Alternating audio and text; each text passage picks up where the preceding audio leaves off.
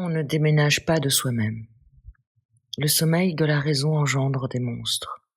Francisco de Goya. Nous pouvons changer de maison, de ville, de métier ou de paysage. Il existe pourtant une demeure que nous emportons partout, nous-mêmes.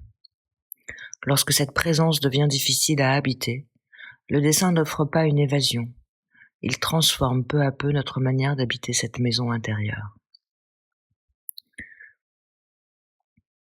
J'aimerais parfois partir sans m'emporter avec moi-même.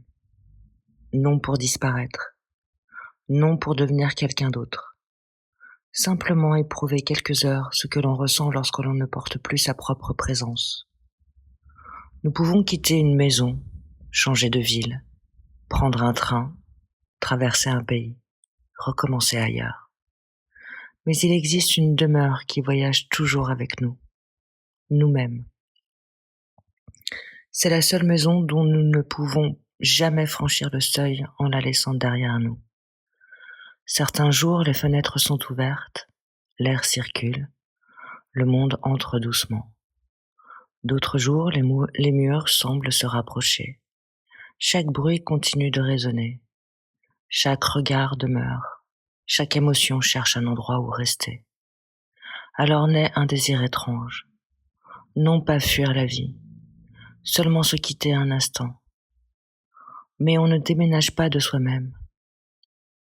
J'ouvre un carnet, une feuille blanche, une première ligne, puis une seconde. Le dessin déplace les murs invisibles. Il ouvre une fenêtre là où je croyais le mur définitif. Il fait entrer de l'air dans une pièce qui en manquait. Je demeure la même, le monde demeure le même. Pourtant, quelque chose respire autrement. Depuis, je ne cherche plus à partir. Je cherche à rendre habitable l'endroit d'où je regarde le monde. Peut-être est-ce cela dessiné.